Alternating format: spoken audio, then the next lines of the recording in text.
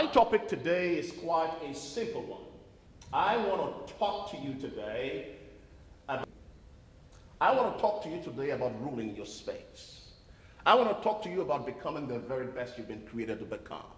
I want to talk to you about excellence. I want to talk to you about diligence. I want to talk to you about mastering your craft.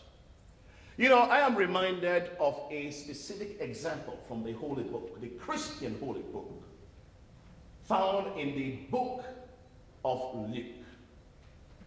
We are told that Jesus Christ walked into the synagogue. He was giving a manuscript. He opened up the manuscript and he began to speak. He said, "The Spirit of God is upon me.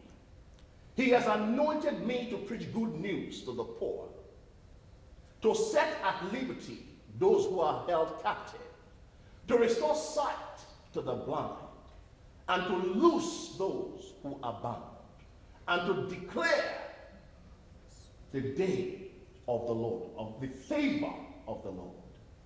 Having said that, he shut the manuscript, gave it back to the attendant, and he sat down.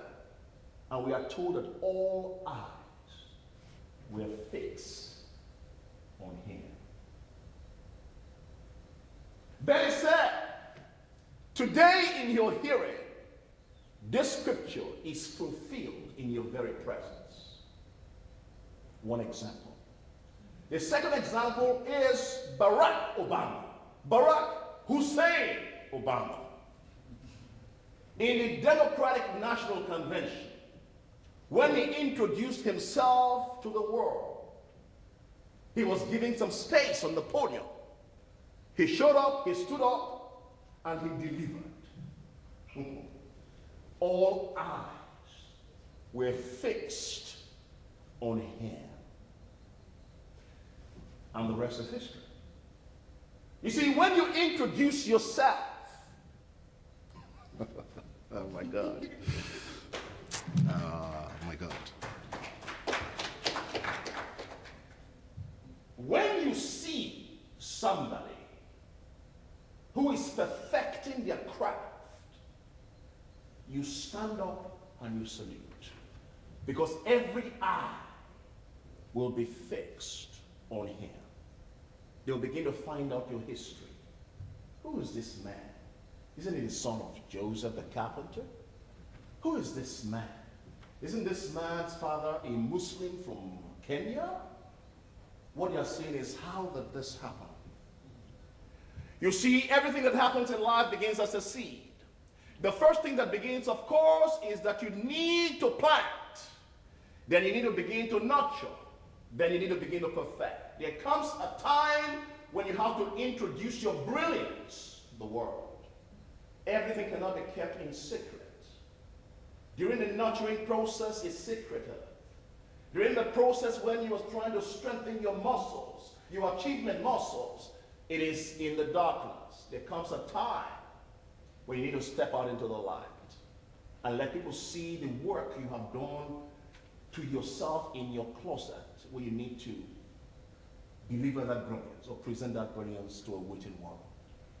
Each and every one of us in this room must commit to doing the same, or else life has no meaning.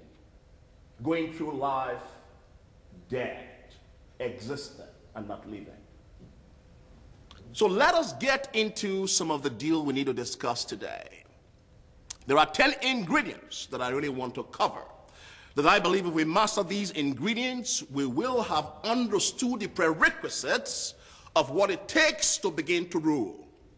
The first I want to talk about is burning desire. The second I want to talk to you about is defining your future vision. The third is developing a winning attitude. Fourth is correct beliefs. Fifth is developing confidence and positive self-esteem. Seventh is developing the will to win. Then the right content in terms of knowledge, the right execution. I'm talking here essentially about diligence, turning adversity into equity, answering your call to greatness. We are living in the greatest period all of human history, ladies and gentlemen. This has been called by the economists as the psychozoic age, the age of the mind. In this age, wealth and opportunity is contained in the individual that you are and in the things and in the way that you think rather than the things that you have acquired. There are three major factors driving the world we live in today. The first is information and knowledge. The second is technology, and the third is competition. You have to become the very best you can be in order for you to compete. If you run a business, your enterprise must be able to compete, because fleet-footed competitors who understands what a customer requires in terms of speed of delivery, value, in terms of value you present to the customers, and that also takes into consideration the price of the goods, the speed that you deliver the goods to the customer, and ensuring that they have total satisfaction. If you are in a career, you have to understand how to compete with your colleagues in order for you to make great strides and achieve your own dreams. If you're in politics, become the best you've ever been. Let people stand up and salute when they see you operate Benedicta. Let them stand up and say, here is somebody living her vision and living her dream, and this person deserves our respect. Irrelevant of your color, your content is key. Your content is key. All right? Your color is not the issue. Wherever I speak, whether it's in Africa, you, whatever it is, I tell people, stop talking to me about your color. I don't want to hear it. I want to hear about your excellence. Because your excellence and your content will make room for you.